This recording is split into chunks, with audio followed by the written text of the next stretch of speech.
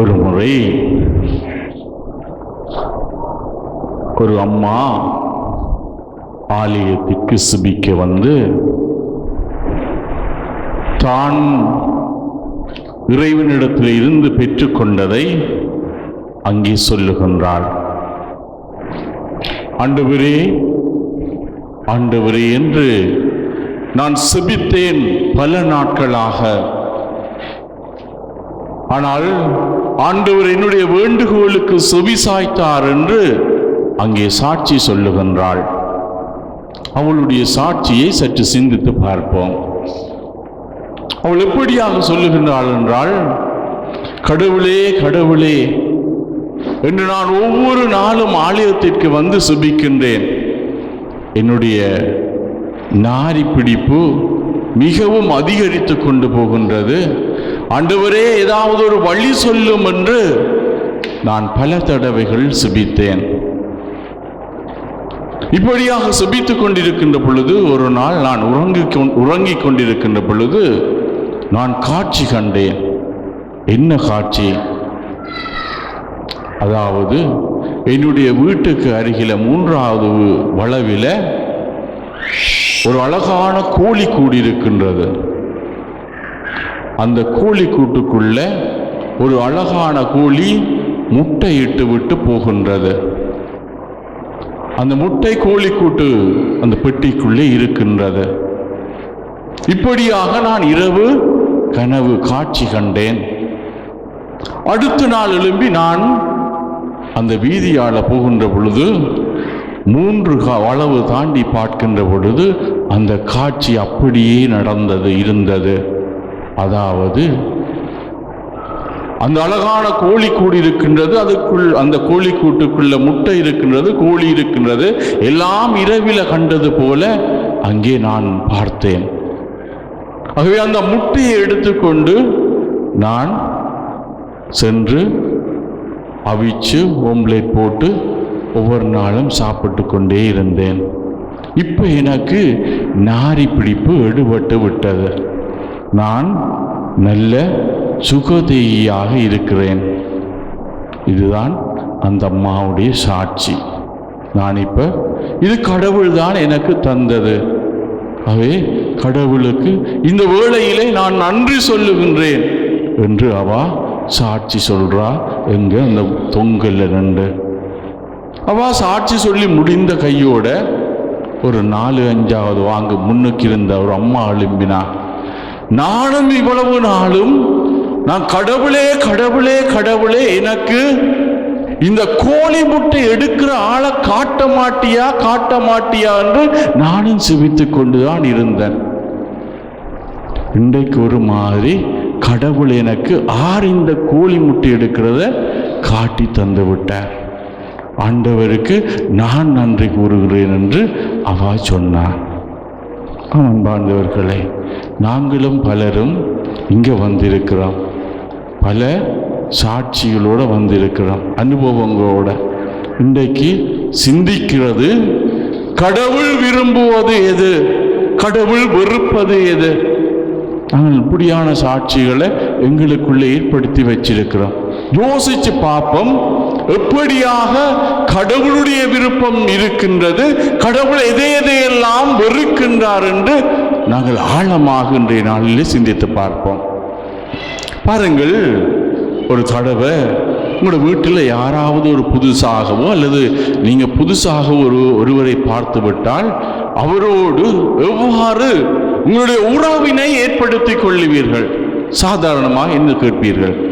ஒரு புதுசாகவோ அல்லது கனகாலத்துக்கு ஒரு ஆளை கண்டாலோ அல்லது உங்களுடைய உறவு நிலையை தொடர்ந்து வளர்த்து கொள்வதற்கு உங்களுடைய நண்பரோ அல்லது யாராவது விருப்பமானவர்களோடு நீங்கள் கேட்கின்ற கேள்வி, சாப்பிட்டீங்களா? முதலாவது, எப்படி இருக்கின்றீர்கள், எப்படி இருக்கின்றீர்கள் அம்மா? பிறகு கேட்பீங்க, சாப்பிட்டீங்களா, என்ன சாப்பிட்டீங்க? இப்படியாக தொடர்ந்து நீங்கள் அந்த உறவு நிலையை ஏற்படுத்தி கொண்டு போவீர்கள். கதைப்பீர்கள், ஆறுதலான வார்த்தைகளை பேசுவீர்கள், சிரிப்பீர்கள், குறும் செய்திகளை அனுப்புவீர்கள். இன்னும் பல பல வகைகளிலே அவர்களோடு தொடர்புகளை ஏற்படுத்துவீர்கள். இன்னுமாக ஆழப்படுத்துவதற்காக நீங்கள் பல பல பரிசுகளையும் வாங்கி அவர்களுக்கு கொடுப்பீர்கள். ஆனால் இப்படியாக அவர்களுக்கு பரிசுகள் வாங்கி கொடுக்கின்ற பொழுது என்ன செய்வீர்கள்?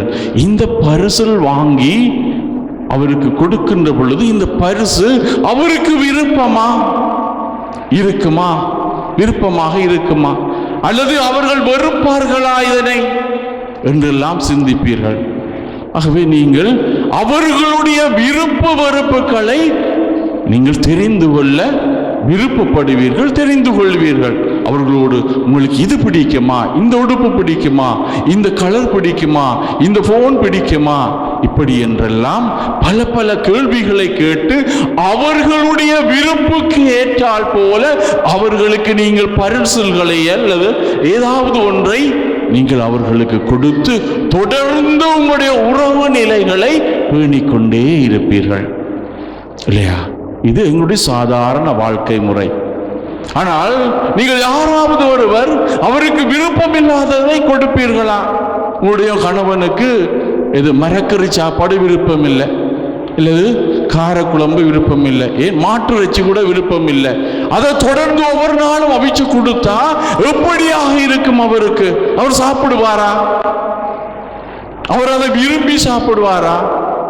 அல்லது உங்களோடு கோபத்தை அல்லது வெறுப்பை ஏற்படுத்திக் கொள்வார்களா? சிந்தித்து பார்ப்போம்.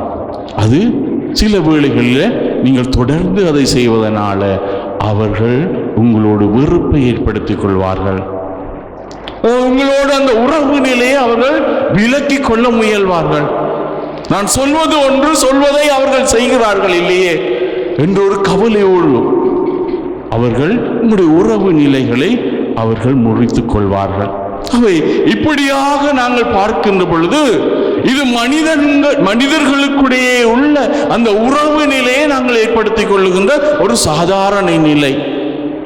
இதை வைத்து நாங்கள் இன்னும் ஆழமாக போகின்ற பொழுது ஆண்டவரோடு நாங்கள் எப்படியான உறவு நிலையை ஏற்படுத்தலாம்? கேட்டு பார்ப்போம். கடவுளுக்கு எது விருப்பம்? கடவுள் எதை என்னிடத்தில் இருந்து எதிர்பார்க்கின்றார்? கடவுள் எதை என்னிடத்திலே இருந்து வெறுக்கின்றார், அருவருக்கின்றார்? அவருக்கு எது என்னிடத்திலே பிடிக்கவில்லை என்பதை நாங்கள் ஆழமாக சிந்திக்கின்ற பொழுதுதான், தேர்ந்து தெளிகின்ற பொழுதுதான் உண்மையாகவே எனக்கும் ஆண்டவருக்கும் உள்ள உறவு நிலையை நான் சரிபடுத்திக் கொள்ளலாம், அந்த உறவு நிலையை ஆழப்படுத்திக் கொள்ளலாம். அந்த உறவு நிலையிலே தான் அன்பும் இரக்கமும் பரிவும் பாசமும் அங்கே தலை தோங்குகின்றது. அன்பார்ந்தவர்களே, ஆகவே இன்றைய நற்செய்தியிலே இன்னுமாக இன்றைய முதலாவது வாசகத்திலே ஆழமாக நமக்கு தரப்படுகின்றது. முதலாவது பாருங்கள், யாக்கோபு திருமுகத்திலே 4ஆம் அதிகாரம் 1 தொடக்கம் 19 வசனங்களுக்குள்ளே முதலாவது, உங்களிடையே சண்டை சச்சரவுகள் ஏற்பட காரணம் என்ன கேட்கப்படுகின்றது. உங்களுக்குள்ளே போராடி கொண்டிருக்கும் சிற்றின்ப நாட்டங்கள் அல்லவா? எங்களுக்குள்ள பிரிவுகளும் சண்டை சச்சரவுகளும் ஏற்படுவதற்கு காரணம் நாங்கள் கோபப்படுகின்றோம், நாங்கள் மற்றவர்களோடு பொறாமைப்படுகின்றோம், எரிச்சல் படுகின்றோம், இவர்கள் இப்படி செய்யக்கூடாது என்றெல்லாம் நாங்கள் நினைப்பதற்கு காரணம் என்ன என்றால் அதற்கு பின்னால் ஒரு காரணம் இருக்கின்றது. உங்களுக்குள் போராடி கொண்டிருக்கும் சிற்றின்ப நாட்டங்கள். அதில் நாங்கள் பலவற்றிற்கு ஆசைப்பட்டு கொண்டு பலவற்றை நாங்கள் செய்வதற்காக சுயநலத்தோடு நாங்கள் ஈடுபட்டு கொண்டிருக்கின்றோம். இதனால் அங்கே சண்டை சச்சரவுகள் ஏற்படுகின்றது. அங்கேதான் ஆண்டவர் சொல்லுகின்றார் அழகான இறை வார்த்தை. மத்தேயு நற்செய்தியில் 5ஆம் அதிகாரம் 23 சொல்லப்படுகின்றது, நீங்கள் பலிபீடத்தை நோக்கி வருகின்ற பொழுது யாராவது ஒருவரோடு மனத்தாங்கள் உங்களுக்குள்ளே இருந்தால் அந்த காணிக்கைகளை அப்படியே வைத்துவிட்டு போய் அவர்களோடு அந்த உறவு நிலைகளை புதுப்பித்து விட்டு அவர்களோடு சமரசம் செய்துவிட்டு புதுப்பித்தபடி வந்து காணிக்கையை செலுத்துங்கள். உங்களுக்குள்ளே சண்டை சச்சரவுகள் இருக்கக்கூடாது. என்னோடு உறவை புதுப்பிக்க வேண்டும், என்னோடு உறவை ஏற்படுத்த வேண்டும் என்றால் நாங்கள் அவர்களோடு உறவை புதுப்பித்துக் கொள்ள வேண்டும். சண்டை சச்சரவுகளை நாங்கள் விட்டு விலக்க வேண்டும். இரண்டாவதா பாருங்கள், அழகான, நீங்கள் ஆசைப்படுவது கிடைக்காததால் கொலை செய்கின்றீர்கள், பேராசை கொள்கின்றீர்கள். அதை பெற முடியாததால் சண்டை சச்சரவுகளை உண்டாக்குகின்றீர்கள். அதை நீங்கள் ஏன் பெற முடிவதில்லை? நீங்கள் கடவுளிடம் கேட்பது ஏன் கிடைப்பதில்லை? பாருங்கள், அங்கே அழகான உதாரணம் தரப்படுகின்றது. எங்கே போகலாம்? திருமுழுக்கு யோவான். என்ன நடக்கின்றது? மார்க்கு நற்செய்தி 6ஆம் அதிகாரத்தில் சொல்லப்படுகின்றது, இவர் யோவானே, இவர் தலையே நான் வெட்ட செய்தேன், ஆனால் அவர் உயிருடன் எழுப்பப்பட்டு விட்டார் என்று கூறினார். அங்கே என்ன நடைபெறுகின்றது? பிலிப்பு அங்கே பிலிப்புவின் மனைவி ஏரோதியாவை மனைவியாக்கி கொண்டிருந்தான். ஏரோது தன் சகோதரனான பிலிப்புவின் மனைவியை ஏரோதியாவை மனைவியாக்கி கொண்டான். இதை திருமுழுக்கு யோவான் சொல்லுகின்றான், இப்படியாக வைத்திருக்க முடியாது. உன் சகோதர மனைவியை நீ வைத்திருப்பது முறை அல்ல. ஆகவே இது ஒரு ஆபத்தான நிலை. யாருக்கு? யோவானுக்கு. இந்த ஆபத்தான நிலை ஏற்படுகின்ற பொழுது இந்த சங்கடத்திலே இருந்து விடுபட வேண்டும் என்றால் பேராசை பிடித்த அந்த ஏரோது என்ன செய்கின்றான்? கொலை செய்ய சந்தர்ப்பங்கள் தேடிக்கொண்டிருக்கின்றான். ஆகவே கொலை செய்கின்றான். இன்றைய காலத்தில் பாருங்கள், நாங்கள் எல்லோரும் பேராசை பிடித்தவர்களாக அலைந்து திரிந்து கொண்டிருக்கின்றோம். மக்கள் எல்லோரும், பலர். இதனால் தான் இங்கே கொலைகளும் கொள்ளைகளும் அடிக்கடி நடைபெற்றுக் கொண்டிருக்கின்றது. கணவன் மனைவியை கொலை செய்கின்றான், மனைவி கணவனை கொலை செய்கின்றாள், பிள்ளைகளை பெற்றோர்கள் கொலை செய்கின்றார்கள், தாய் தந்தையர்கள் கொலை செய்கின்றார்கள். இப்படியாக மனிதாபிமானம் அங்கே மிருகத்தனமாக, காட்டு மிராண்டித்தனமாக அங்கே நடைபெற்று கொண்டிருப்பதற்கு காரணம் ஒவ்வொரு மனிதர்கள் மத்தியிலே ஏற்படுகின்ற பேராசை. நான் தான் வாழ வேண்டும், நான் தான் வாழ வேண்டும், எனக்குத்தான் எல்லாம் கிடைக்க வேண்டும், நான் மிகவும் சந்தோஷமாகவும் சுயநலத்தோடும் என்ஜாய் பண்ண வேண்டும் என்பது என்னுடைய விருப்பம் என்பதனால் தான் நான் கொலை செய்யக்கூட நான் தயங்குவதில்லை. அன்பார்ந்தவர்களே, ஆகவே நாங்கள் மிருகங்களாக மாறிக்கொண்டிருப்பதற்கு காரணம் பேராசையாக இருக்கின்ற யாக்கோப்பு திருமுகம் அழகாக சொல்லுகின்றது. அவன் வாழ்ந்தவர்களே, மூன்றாவது பாருங்கள், நீங்கள் கேட்டாலும் ஏன் அடைவதில்லை? ஏனெனில் நீங்கள் தீய எண்ணத்தோடு கேட்கின்றீர்கள், சிற்றின்ப நாட்டங்கள் நிறைவேறவே நீங்கள் கேட்கின்றீர்கள் என்றால் என்ன காரணம்? ஏன் நாங்கள் பாருங்கள், மாற்கு நற்செய்தியில் இதற்கு அழகான விளக்கம் கொடுக்கப்படுகிறது. 7வது அதிகாரம் 22ஆம் வசனத்திலே, தீச்செயல், வஞ்சகம், காமவெறி, பொறாமை, பள்ளிப்புரை, செருக்கு, மதிகேடு ஆகியவற்றை செய்ய தூண்டும் தீய எண்ணங்கள் வெளிவருகின்றன. எங்களுடைய வாழ்க்கையிலிருந்து இவை அப்படியே வெளியேறி கொண்டிருக்கின்றன. இதனாலே நாங்கள் என்ன செய்கின்றோம்? நாங்கள் தீய எண்ணங்களையும் தீயையும் விதைக்கின்றதனால் நாங்கள் மற்றவர்கள் மத்தியிலே அங்கே தீய நாட்டங்களோடு சிற்றின்ப நாட்டங்களோடு ஈடுபடுவதனால் எங்களுடைய வாழ்க்கை முழுவதும் அசிங்கமாகவும் அழுக்குகள் நிறைந்ததாகவும் மாறிக்கொண்டிருப்பதனால் நாங்கள் எப்பொழுதும் மற்றவர்களை மனிதர்களாக பார்ப்பதில்லை, அவர்களை மிதித்து மிருகங்களாக்கி கொண்டிருக்கின்றோம். இதுதான் தீய எண்ணங்கள், தீய நாட்டங்கள். மிருகங்கள் எப்பொழுதும் தீய எண்ணங்களோடு அல்ல, அது அவர்களுடைய பழக்க தோஷமாக செய்கின்றன. ஆனால் நாங்கள் தீய எண்ணத்தோடு செய்து கொண்டே இருக்கின்றோம்.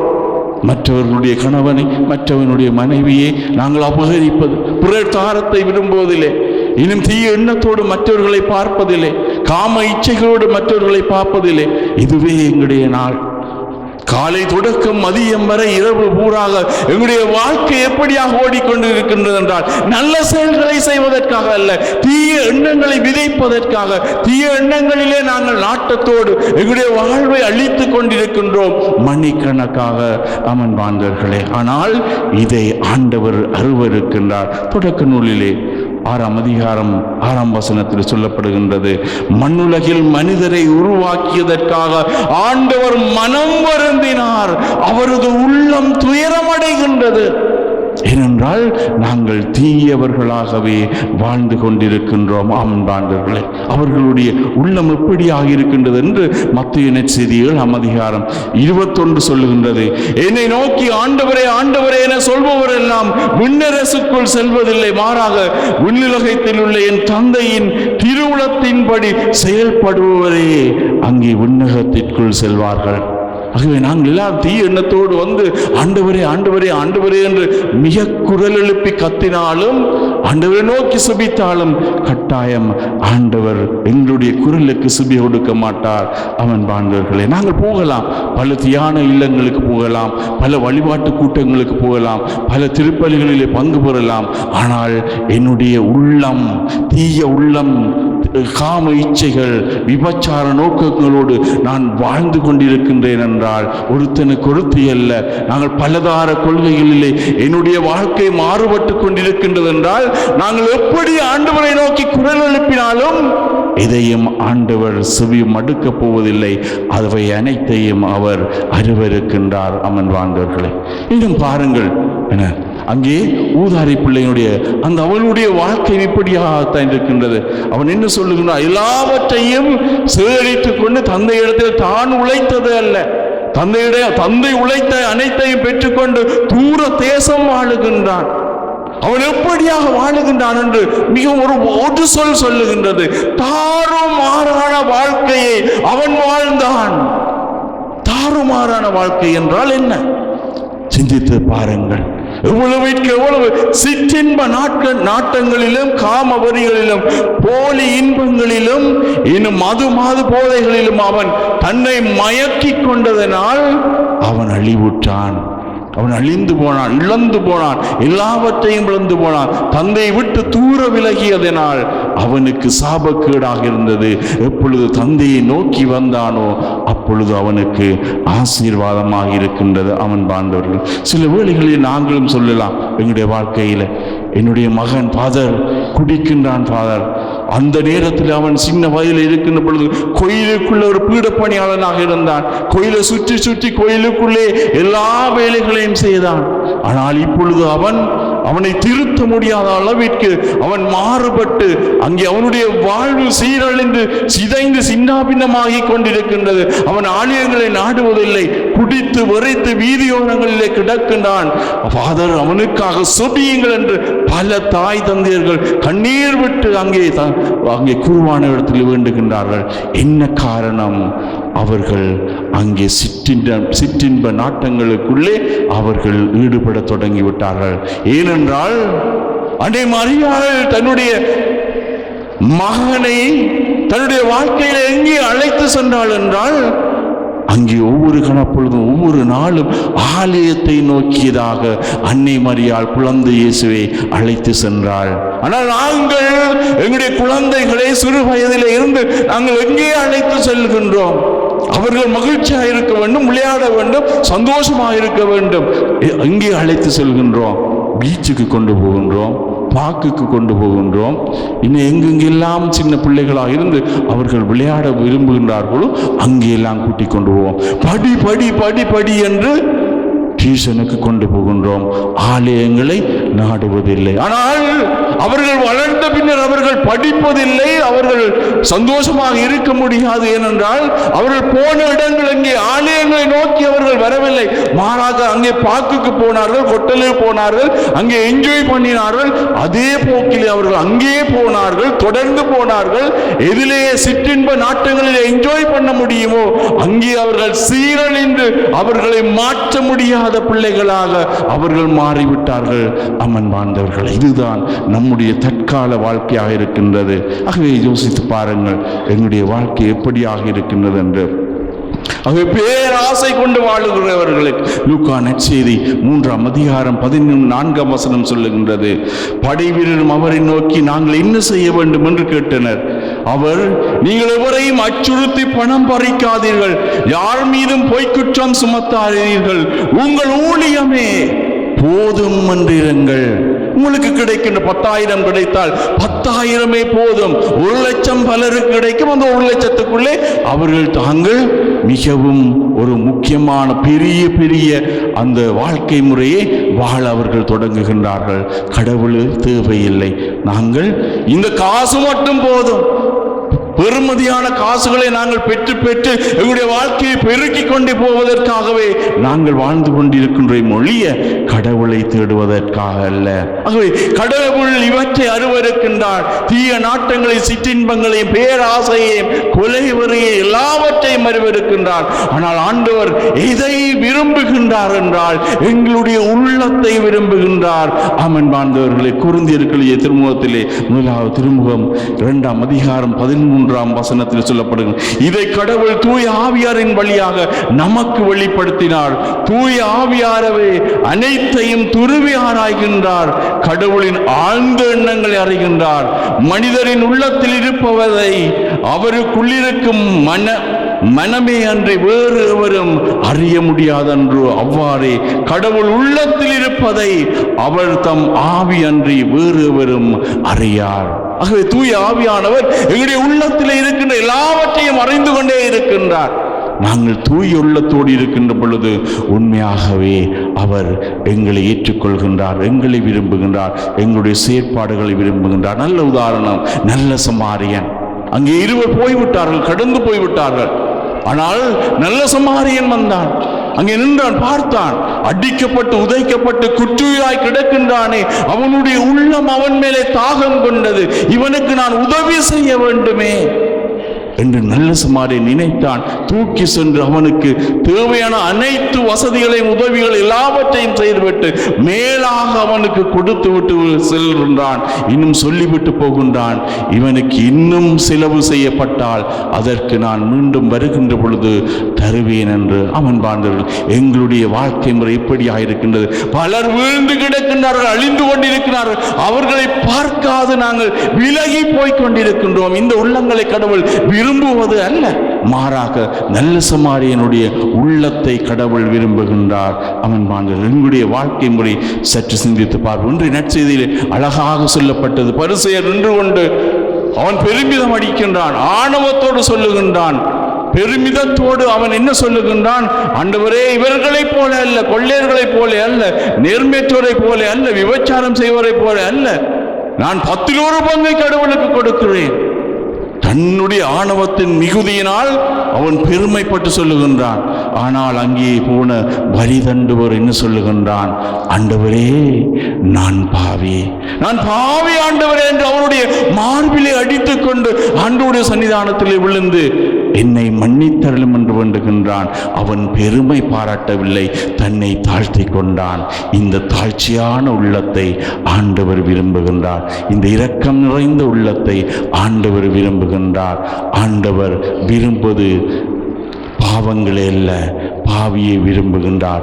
மனம் மாறுகின்ற, மனம் திரும்பி ஆண்டவரிடத்தில் வருகின்ற தாழ்ச்சி உள்ளம் படைத்த, கனிவுள்ளம் படைத்த ஒவ்வொரு மனிதர்களையும் விரும்புகின்றார். அமன் பாந்தவர்கள், நாங்கள் எங்களுடைய வாழ்க்கையிலே ஆண்டவர் எதை விரும்புகின்றாரோ அதை எங்களுடைய உள்ளத்திலே உள்வாங்குவோம். பெரிய பெரிய பெரிய பல செயற்பாடுகளை நாங்கள் செய்வது அல்ல, எங்களால் இயலுமான நல்ல சமாரியனை போல சிறு சிறு உதவிகளை செய்து நாங்களும் ஆண்டவருடைய பிள்ளைகளாக மாற தொடரும் இந்த திருப்பலியிலே வரம் கேட்டு சுபிப்போம். தந்தை, மகன், தூய ஆவியாரின் பேராலே. ஆமீன்.